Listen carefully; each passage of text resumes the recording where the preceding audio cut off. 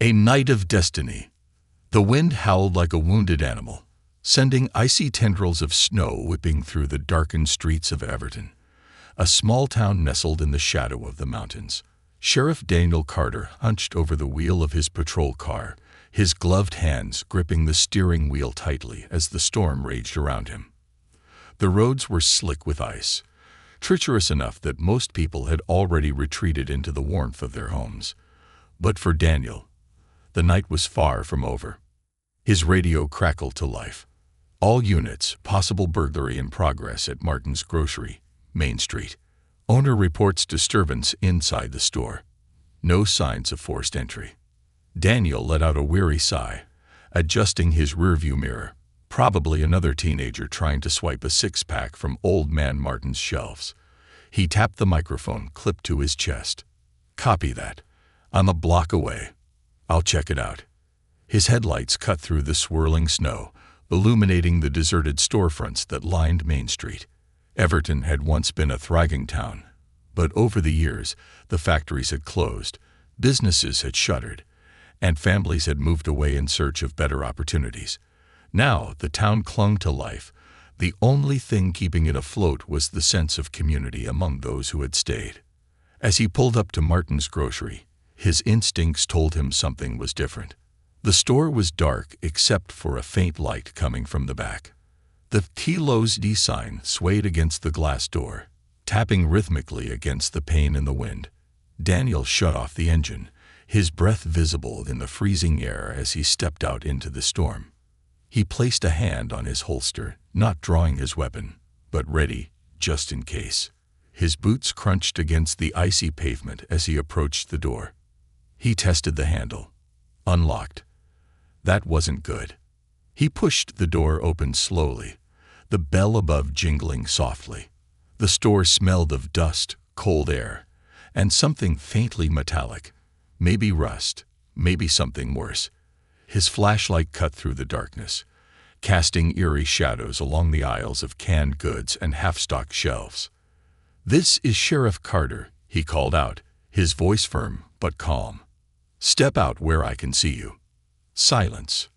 Then, a rustle near the snack aisle. Daniel turned sharply, his flashlight catching movement between the rows of shelves. Two small figures huddled in the dim glow of the emergency light above the counter.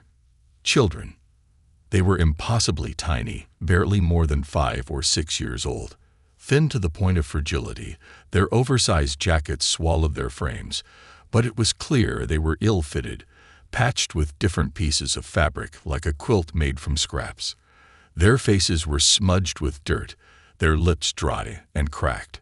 One of them clutched a handful of granola bars, her fingers trembling as she pressed them to her chest, like they were her last chance at survival.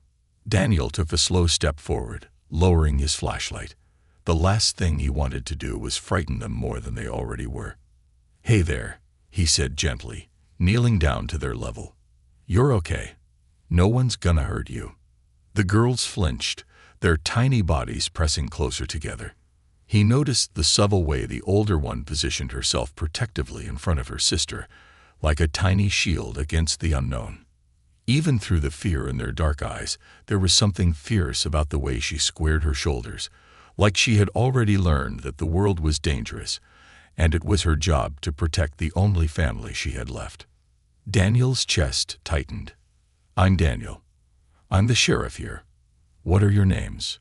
The older girl hesitated before whispering, "Mia." She motioned toward the younger one, her voice barely audible over the storm rattling the store's windows.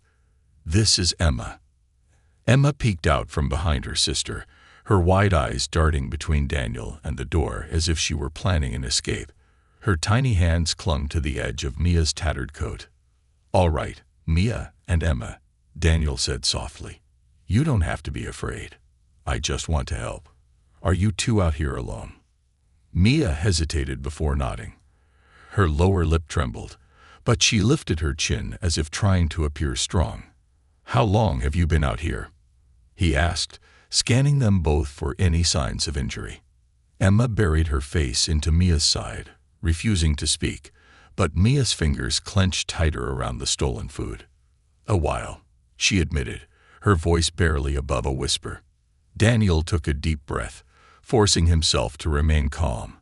The temperature outside had dropped dangerously low, and judging by their clothes, they had been out there for far too long.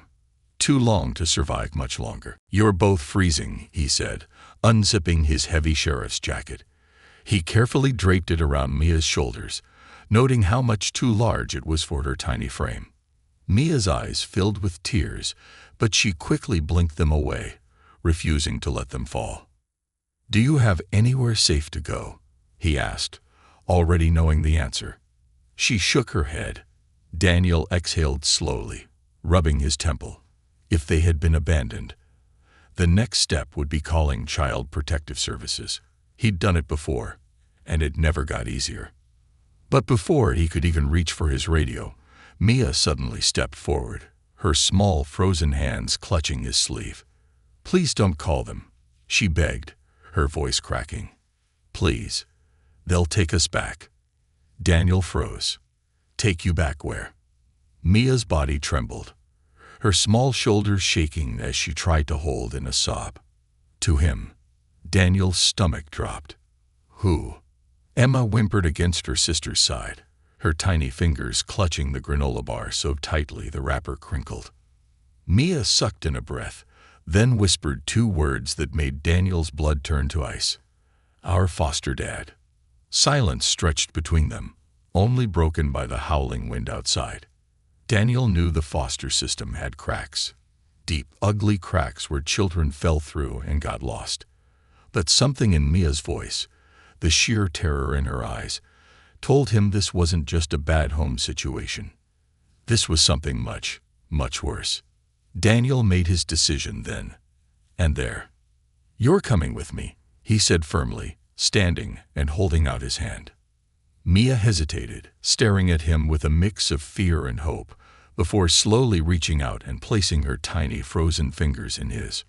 Daniel gently squeezed her hand, offering her the one thing she needed most in that moment: safety. And for the first time in a long time, Mia and Emma allowed themselves to believe that maybe, just maybe, someone was finally going to save them. Uncovering the truth. The ride back to Daniel Carter's house was silent, aside from the howling wind that pressed against the windows of his patrol car. He adjusted the rearview mirror, watching the two small figures in the backseat. Maya was curled protectively around Emma, her frail arms wrapped tightly around her younger sister's shivering body. Daniel's heart ached at the sight. Even with the emergency blankets he had wrapped them in, their thin bodies still trembled from the biting cold. They had been out there for far too long, and the bruises along Maya's knuckles and Emma's pale lips told him they had been fighting for survival much longer than just tonight. Daniel tightened his grip on the steering wheel, his mind racing with questions. Who had let these girls suffer like this? What kind of foster home had allowed them to run into a storm in the dead of night? He had encountered troubled cases before, children caught in the gaps of a broken system, shuffled from one placement to another like unwanted baggage. But something about Mia's pleading eyes and Emma's terrified silence gnawed at him in a way that no other case had before. This wasn't just neglect. This was something worse. The heater in his car hummed, pushing warm air into the cabin, but neither of the girls seemed to relax. Mia's gaze flickered toward the frost-covered window, her fingers twisting the edge of the blanket, deep in thought. It was only when Daniel made the turn onto the quiet road leading to his house that she finally spoke. "Are you going to send us back?" Her voice was small, barely audible over the soft hum of the engine. Daniel's jaw tightened. He knew the legal answer to that question. As a lawman, he was bound to follow protocol, to report them to Child Protective Services, who would then determine their next placement. But something about the way Mia asked, her voice so fragile yet full of quiet desperation, made him hesitate. "I won't let anyone hurt you," Daniel said, keeping his voice firm. It wasn't a lie. No matter what happened next, he wasn't going to let these girls fall through the cracks like so many others. Mia studied him through wary eyes, clearly measuring his words. "They'll find us," she whispered. "They always do." Daniel frowned. "Who?" Mia pressed her lips together, debating whether to say more. Her small fingers clenched the blanket, her knuckles turning white. Then she looked away. "It doesn't matter," she murmured, her voice so low Daniel almost didn't hear her. "No one listens anyway." Daniel's gut twisted. The fear in her voice was real, and not the kind that came from a simple misunderstanding or a bad experience in a foster home. This was the kind of fear that came from something far more sinister. By the time they pulled into his driveway, the storm had begun to ease. Snowflakes drifted lazily through the air, settling in thick blankets along the rooftops and trees. Daniel's house sat at the edge of town, a modest two-story home that had once been full of life and laughter, back when his wife had still been around. Now it was just him. A place of solitude, of quiet nights and long shifts at the station. But tonight, it wouldn't be empty. Tonight, he had two little souls to take care of. Daniel killed the engine and turned in his seat, meeting Maya's guarded stare. "Come on," he said gently. "Let's get you both warm." Mia hesitated before finally nodding. She reached for Emma, lifting the younger girl into her arms despite her small frame. It was an instinctive motion, one that told Daniel just how much of a protector she had become for her sister. The burden of being strong rested squarely on her small shoulders. Inside, the warmth of the house engulfed them. The fireplace crackled in the living room, sending a golden glow across the furniture. The girls stood hesitantly near the entrance, their wide eyes scanning the space, as if expecting it to be a trick. Daniel knelt to their level. "You're safe here," he assured them. "No one's going to take you anywhere tonight." Mia's lips parted, as if she wanted to believe him but didn't know how. Emma, still clinging to her sister's side, simply stared at him with silent apprehension. "Are you hungry?" Daniel asked. Mia hesitated, then gave a small nod. "Yes, sir." Daniel almost winced at how formal she sounded. She was used to speaking to adults carefully, like a child who had learned that stepping out of line could have consequences. That only made the knot in his stomach tighten. He moved to the kitchen and opened the fridge. He wasn't much of a cook, but he could throw together something warm. He found some leftover soup, reheated it, and placed 2 bowls on the table. Mia helped Emma climb into the chair first before taking her own seat. As they ate, Daniel studied them closely. Maya ate slowly, methodically, as if savoring every bite. Emma, on the other hand, devoured her food quickly, her small hands trembling as she clutched the spoon. "Mia," Daniel said gently, testing the waters, "what can you tell me about the place you ran from?" Mia's spoon paused halfway to her mouth. Her eyes flickered toward Emma, who had frozen in place, her expression carefully blank. "I can't tell you," Mia murmured. "It doesn't matter." "It does matter," Daniel pressed. "If someone hurt you, they won't believe you." Mia cut him off, her voice sharper now, her hands clenched into small fists around the spoon. "They never do. And if you tell, they'll come back for us." Daniel felt a slow burn of anger rise in his chest, not at the girls, but at whoever had made them feel this way. He had seen it before, kids who had been silenced by the very people who were supposed to protect them. "I believe you," he said firmly. Mia studied him for a long time, her dark eyes searching his face, as if waiting for him to take the words back. But when he didn't, her expression softened just slightly. "Mr. Garner," she whispered, so softly it was barely audible. Daniel stiffened. The name sent a cold jolt down his spine. He knew that name. "Eric Garner?" Daniel asked, his voice barely concealing his disbelief. "The foster parent." Mia nodded once, her fingers tightening around the edge of the table. Daniel inhaled sharply, every muscle in his body going rigid. Eric Garner was a man with a clean record, a respected foster parent in the system. He had taken in over a dozen children throughout the years, always passing inspections, always playing the role of the perfect caregiver. But Daniel had heard rumors, whispers that never led to official complaints. Kids who had vanished from the system, only to reappear months later with vacant eyes and scars they wouldn't talk about.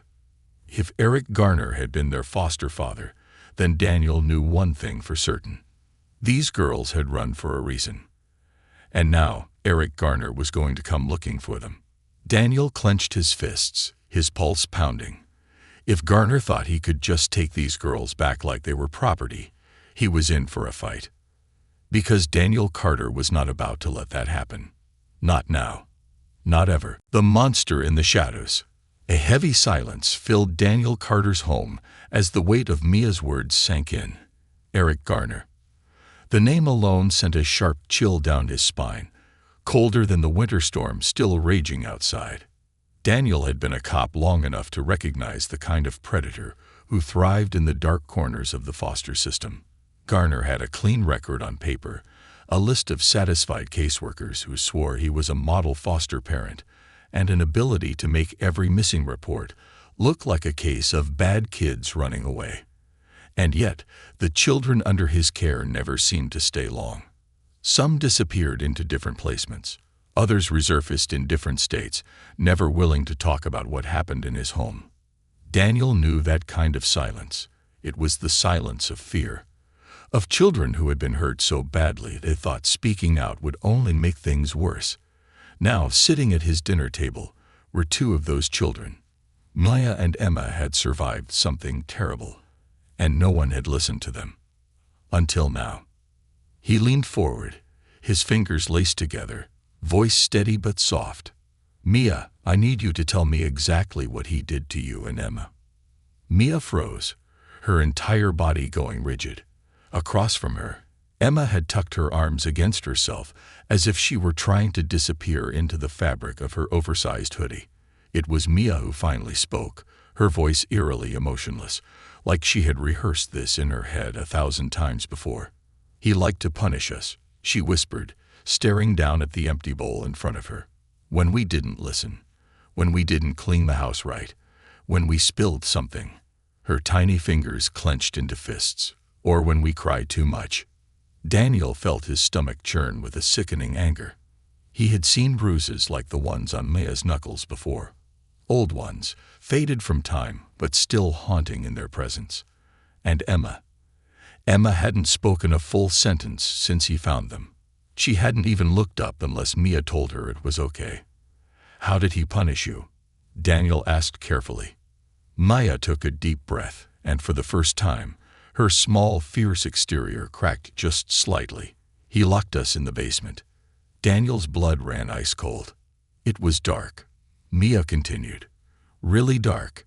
He said we had to stay there until we learned to be quiet." Emma got scared of the rats, but he didn't care. He said we were dirty anyway, so we didn't deserve to be anywhere else. Daniel clenched his fists beneath the table, his nails digging into his palm. This wasn't just a case of bad foster care. This wasn't some overwhelmed guardian struggling to raise children. This was pure evil.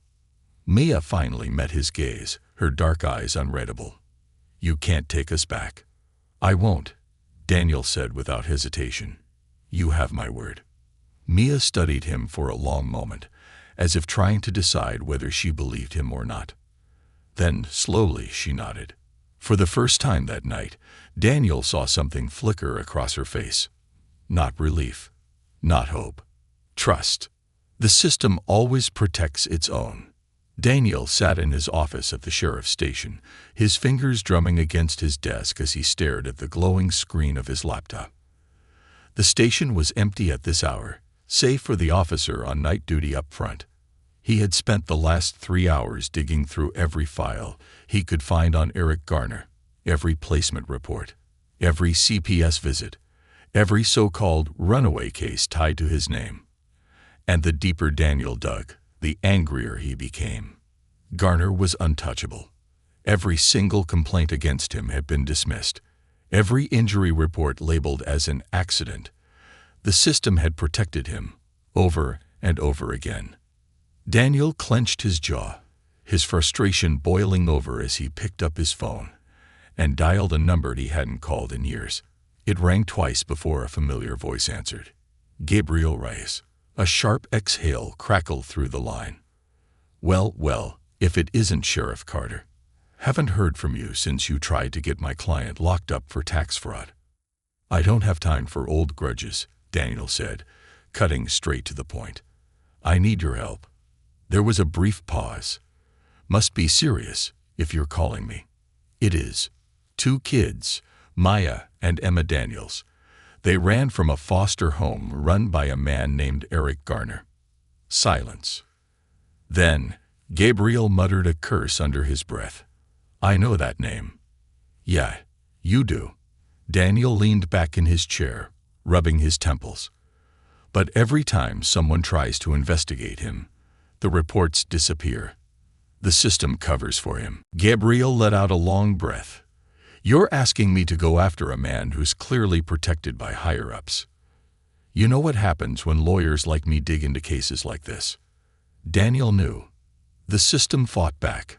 Hard. But this time, he didn't care. I need something to bring him down, Daniel pressed. Something CPS can't ignore. Otherwise, they'll send Mia and Emma right back to him. There was another pause. Then Gabriel said, Meet me at my office in an hour. I'll see what I can find. The line went dead. Daniel exhaled sharply, setting his phone down. This wasn't just about Mia and Emma anymore. This was about every child Garner had ever hurt. And Daniel was going to make sure the bastard never got another chance. The hunter becomes the hunted. The next morning, Daniel walked into the kitchen to find Mia standing on a chair, helping Emma pour cereal into 2 bowls. They both froze when they saw him, their expressions wary, but Daniel simply grabbed a coffee mug and gave them a nod. Sleep okay? He asked. Mia nodded. Better than before. Emma didn't speak, but she gave a small, almost invisible nod. It wasn't much, but to Daniel, it was progress. The peaceful moment was shattered by the sudden ringing of Daniel's phone. He pulled it from his pocket, his gut already telling him it wasn't going to be good news. When he saw the caller ID, his entire body went tense. Everton CPS office. Sheriff Carter, came the clipped, professional voice of Melinda Harris, the social worker assigned to the girl's case. We've received a report that 2 missing foster children have been found in your care. Daniel's grip on the phone tightened. They weren't missing. They were running for their lives. I understand your concerns, Sheriff, but we have procedures to follow. Eric Garner has formally requested their return to his custody. Daniel felt something hot and dangerous coil in his chest. Over my dead body. There was a pause. Sheriff, I don't want to escalate this, but if the children are not returned by the end of the day, we will be forced to take legal action. Daniel clenched his jaw. The system was protecting a monster, and it was daring him to defy it. His eyes flickered toward Mia and Emma. They were his girls now. And no one was taking them back to that hell. If the system wanted a war, then Daniel Carter would give them one. A broken system and a father's resolve. Daniel Carter stood in his kitchen, gripping his phone so tightly that his knuckles turned white. The voice of Melinda Harris, the CPS worker, still echoed in his head, each word sharp and final. Eric Garner has formally requested their return to his custody. Those words sent a wave of fury rolling through his body.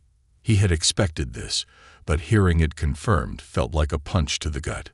Garner had the system wrapped around his little finger. He knew exactly how to manipulate the laws, how to file the right paperwork, how to make it seem as though he was the victim while Mia and Emma were just 2 ungrateful, troubled children who didn't know what was best for them.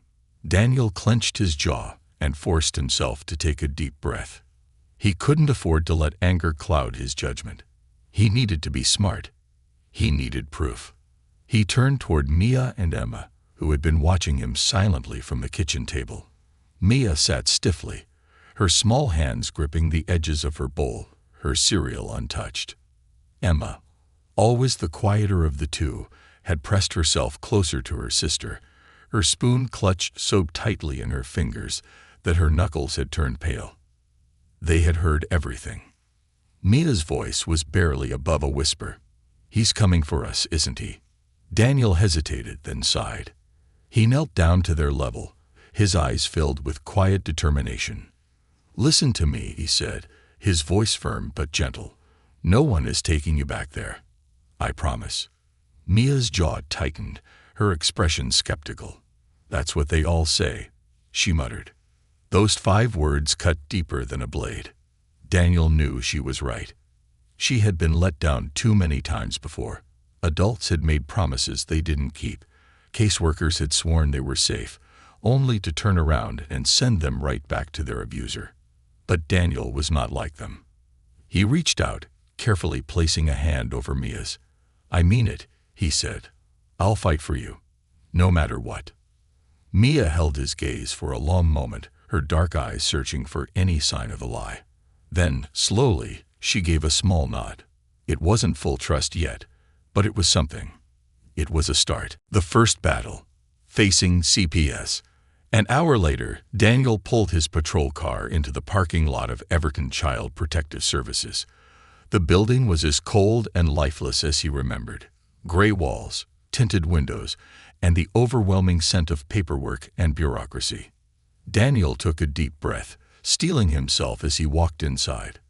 He was greeted by the front desk receptionist, a woman with tired eyes and a monotone voice. "Sheriff Carter, they're expecting you in conference room B." Of course they were. Inside the room, 3 people sat waiting for him. Melinda Harris, the social worker who had called him, sat with her hands neatly folded on a stack of legal documents. To her left sat Paul Lancaster, the district's CPS attorney, a man whose suit was as sharp as his reputation for following the law to the letter. And at the far end of the table sat Eric Garner. Daniel felt rage burn through his chest at the sight of him. Garner was a thin man with graying hair and sharp, watchful eyes. He was dressed in a pressed sweater and slacks, the perfect image of a caring foster father. But Daniel wasn't fooled. He knew what lurked beneath that carefully cultivated exterior. "Sheriff Carter," Garner greeted him with a smug smile. "It's so good to see you again." Daniel ignored him and took a seat, his jaw set in stone.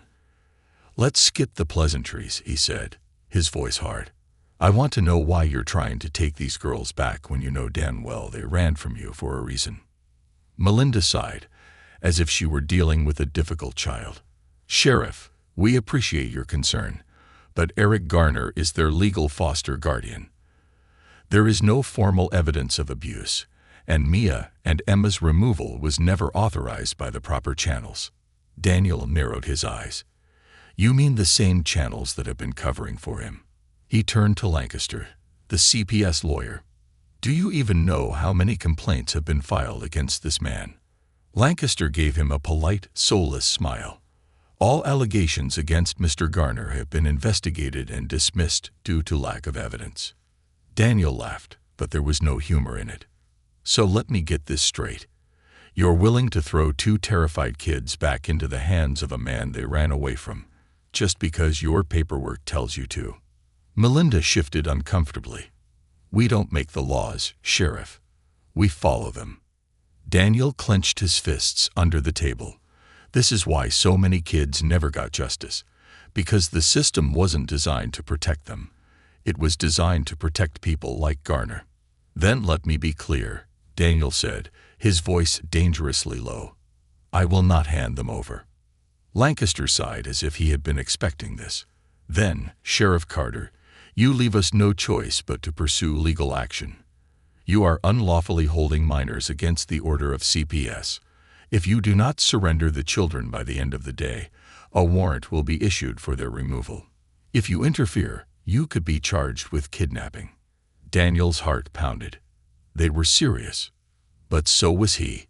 His eyes flickered toward Garner, who was watching the exchange with the air of a man who had already won. That smug smile on his face made Daniel's blood boil. This wasn't about the law for him. It was about control. He wanted the girls back because they had defied him. And the system was more than happy to help him do it. Daniel slowly stood. "Then I guess I'd better find some evidence before that warrant gets signed." Lancaster sighed. Sheriff Carter. But Daniel was already walking out the door. A desperate race for the truth. Daniel didn't waste time. He got into his patrol car and called Gabriel Rice. "I need everything you can find on Garner," he said the moment Gabriel answered. "And I need it now." Gabriel exhaled sharply. "I already pulled up a few things. You're not going to like what I found." "I don't care," Daniel growled. "Give me something I can use." Gabriel hesitated before finally speaking. A few years ago, a boy named Ethan Myers was placed with Garner. He was 11 years old. He disappeared. Daniel's stomach turned. And no one looked into it. The case was buried. Daniel cursed under his breath. "Is he alive?" "I don't know," Gabriel admitted. "But if he is, he might be the only person who can testify against Garner." That was all Daniel needed to hear. "Find him," he ordered. "If the system won't protect Mia and Emma, I will." And with that, Daniel started the engine and sped into the storm, knowing full well that time was running out. The forgotten witness. Daniel Carter's patrol car tore through the streets of Everton as the storm raged on, his tires skidding slightly against the slick roads. His fingers gripped the wheel, his jaw clenched so tightly it ached. Time was slipping away. If he didn't find something to bring Garner down, Mia and Emma would be gone by sundown. Gabriel Ray's voice still rang in his head. A boy named Ethan Myers was placed with Garner. He disappeared. Daniel had been a cop long enough to know what disappeared really meant in a case like this. It meant the kid had either been thrown into another foster home, sent somewhere out of state, or worse, he didn't survive. And if Ethan was still alive, he might be the only person who could testify against Garner. Daniel pressed his foot harder against the gas pedal, his heart pounding. He had to find Ethan. The trail of a ghost.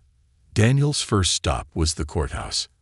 He burst through the front doors, ignoring the curious looks from the clerks as he made his way to records and archives. The room was dimly lit, filled with rows of file cabinets that smelled of dust and forgotten cases.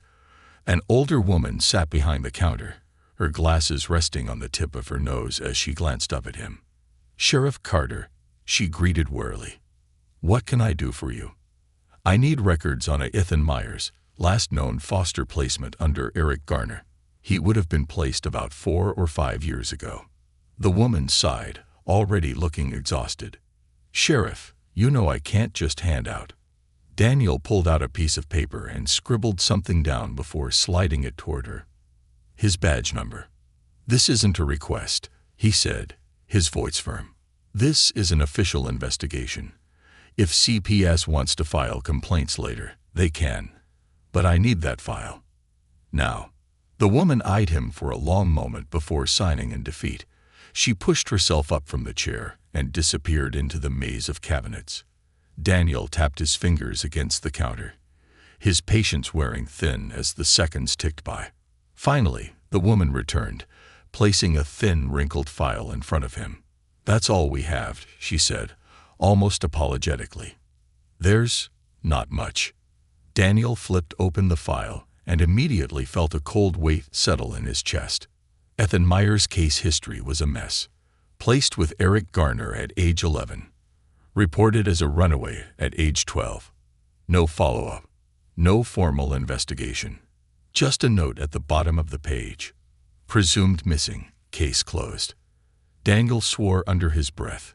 They had just erased this kid. No effort to find him. No reports filed with the police. Garner must have made him disappear. Or worse, he made sure Ethan never spoke again. But there was one thing that caught Daniel's eye. A final address listed before Ethan had gone missing. Not Garner's house. Somewhere else. Daniel traced his finger over the address. An old group home on the outskirts of town. It was a long shot, but if Ethan had been dumped there before he vanished, someone might remember him. Daniel grabbed the file, nodded at the clerk, and bolted back toward his car. He had one chance to find Ethan before CPS took Mia and Emma away. And he was not going to fail. The boy who lived in the shadows. The group home was a forgotten relic from another time. The once white walls were now a sickly shade of gray, the roof sagging, the front yard overgrown with weeds. A rusted basketball hoop stood in the driveway, its net long since torn away. Daniel pulled up to the curb and killed the engine. A middle-aged man in a faded flannel shirt stood on the porch, arms crossed, watching Daniel with wary eyes. "Sheriff," the man greeted gruffly. "What brings you out here?" Daniel stepped onto the porch, his boots crunching against the dirt-covered steps. "I'm looking for information on a former resident, Ethan Myers. He was here about 4 years ago." The man's expression darkened. "Why?" "I think he may have been abused in his foster placement," Daniel said, watching the man closely. "And I think the man who took him in has been covering it up for years." The man exhaled slowly, rubbing a hand over his stubbled chin. "Ethan. Yeah, I remember him. Good kid. Quiet. Scared all the time." Daniel's stomach turned. Did he ever talk about what happened to him at Garner's? The man shook his head. Not really. But he had nightmares.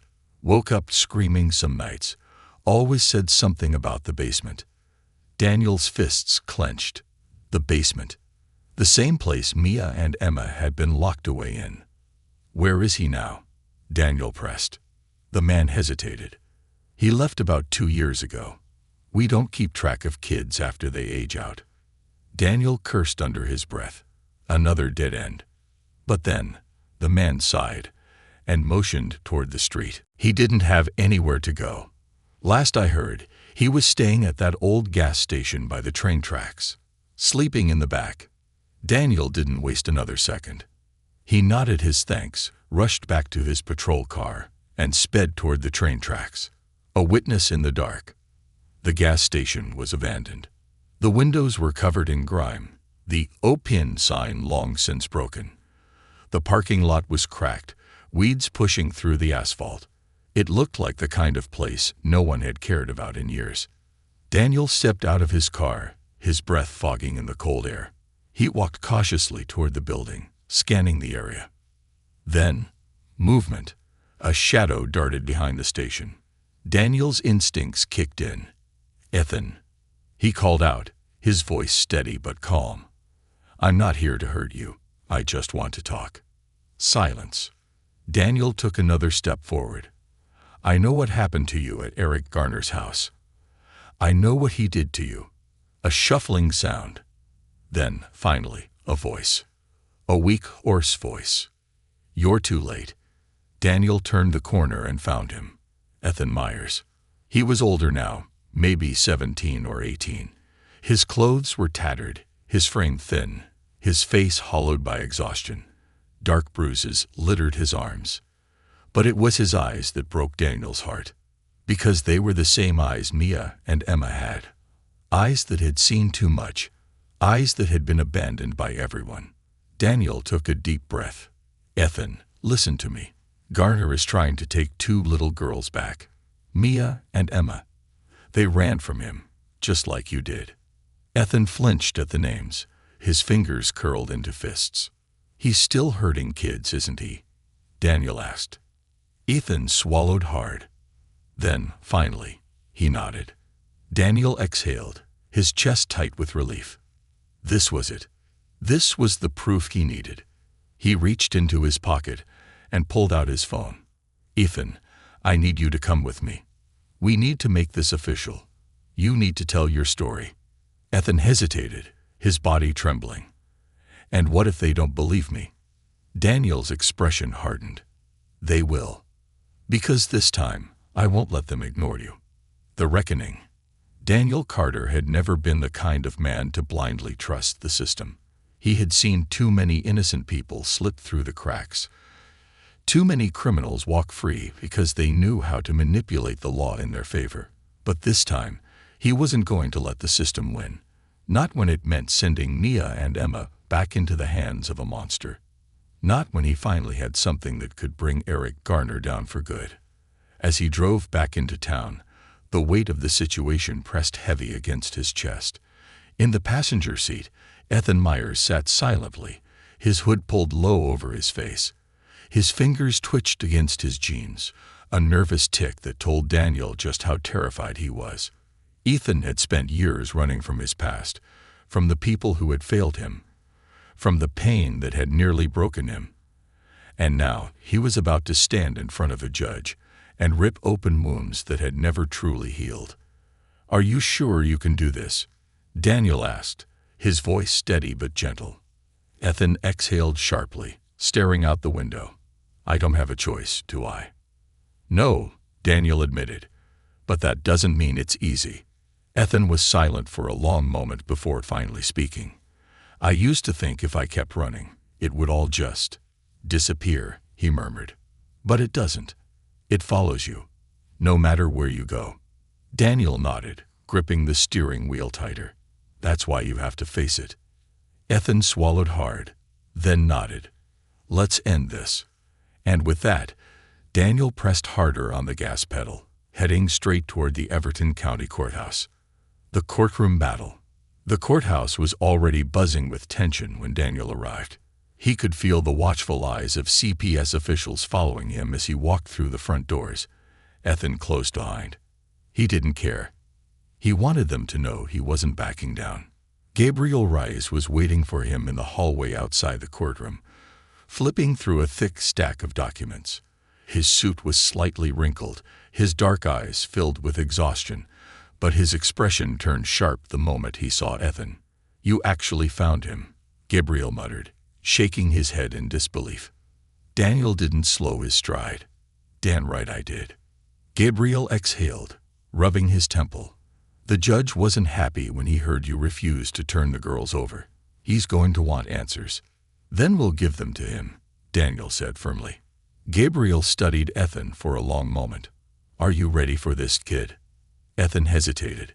Then, with a deep breath, he nodded. "Yeah." Gabriel nodded back, flipping open his file. "All right, let's go make history." The courtroom was packed. CPS workers sat stiffly on one side, Eric Garner positioned among them like a victimized saint. His suit was crisp, his hands folded neatly on the table, his expression perfectly composed. But when his cold, calculating eyes landed on Ethan, Daniel didn't miss the way his fingers twitched slightly. Good. The bastard wasn't as untouchable as he thought. At the front of the room, Judge Harrison settled into his seat, his wrinkled face revealing nothing as he adjusted his glasses. His gaze flickered between Daniel, Ethan, and Garner before he sighed. "This hearing has been called to determine the legal custody of Mia and Emma Daniels, currently held in Sheriff Carter's care," Judge Harrison announced. "Child Protective Services has requested their immediate return to Eric Garner's custody, citing lack of formal legal placement with Sheriff Carter. Sheriff Carter has refused this order, citing concerns for the children's safety." He looked up, his gaze sharp. "Sheriff, do you have evidence to support these claims?" Daniel stood, his spine straight as steel. "Yes, Your Honor." He turned toward Ethan. "And he's sitting right here." A murmur rippled through the courtroom as all eyes turned to Ethan. Garner's jaw tightened, his fingers clenching slightly against the table. "Mr. Myers," the judge addressed him, "are you willing to testify under oath?" Ethan swallowed hard, then nodded. "Yes, sir." A bailiff approached with a Bible, and Ethan placed his shaking hand on it. His voice was barely above a whisper, but it was strong enough. "I swear." Ethan's testimony. Gabriel stepped forward, adjusting his tie. "Ethan, can you tell the court about your time living with Eric Garner?" Ethan took a deep breath. His fingers dug into the fabric of his jeans, his entire body rigid with tension. He was different when the caseworkers came, Ethan began, his voice quiet. He smiled. He acted like he cared, like he was some great foster parent. His fingers tightened into fists. But when they left, everything changed. A hush fell over the room. Gabriel nodded. "Changed how?" Ethan's voice wavered, but he kept going. "He liked to punish us. If we didn't do what he wanted, he locked us in the basement. For hours, sometimes days." Daniel saw Maya flinch from her seat in the back. "Did he ever hurt you?" Gabriel pressed. Ethan hesitated. Then, slowly, he rolled up his sleeves. The room gasped. Daniel felt his stomach churn as he saw the scars. Jagged, faded lines crisscrossing Ethan's forearms. "He used his belt," Ethan said, his voice barely more than a whisper now. "And his fists. But the worst was the basement. It was so dark and cold. He swallowed hard. We weren't allowed to cry. If we did, he made it worse." Gabriel let the silence hang. He didn't need to press further, because the damage was already done. Judge Harrison's face had paled slightly. The CPS officials were visibly uncomfortable. Even Lancaster, the CPS lawyer, shifted in his seat, looking suddenly uncertain. But the one who looked the most rattled, Eric Garner. For the first time since the trial started, his mask cracked. His fingers twitched, his jaw clenched. Daniel saw it. He knew what it was. Fear, not because he was sorry, but because he finally realized he wasn't getting away with it this time. Gabriel turned to the judge. "Your Honor, with Ethan Meyer's testimony and the existing injuries sustained by Mia and Emma Daniels, I formally request that Eric Garner be placed under investigation.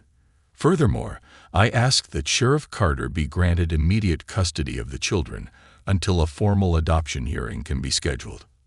Judge Harrison's stern gaze settled on Garner. Then he turned to Lancaster.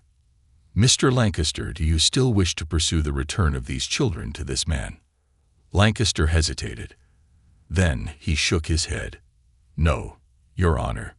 A sharp gasp from Garner. "This is absurd," he snapped, rising to his feet. "These are my children. I have done nothing wrong." Judge Harrison slammed his gavel. "Enough." The entire room fell silent. Judge Harrison took a deep breath. Then he delivered the words that changed everything. "Eric Garner, a full investigation into your foster placements will be opened immediately.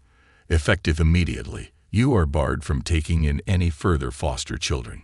Then the judge's gaze softened as he turned to Daniel. "And as for Mia and Emma Daniels," Daniel held his breath, "I am granting temporary guardianship to Sheriff Daniel Carter until a full adoption hearing can be arranged." A stunned silence followed. Then Maya and Emma ran toward him. Daniel barely had time to react before their small arms wrapped around him. Emma whispered, "You kept your promise." And for the first time in years, Daniel Carter felt whole. Because now he wasn't just their protector. He was their father.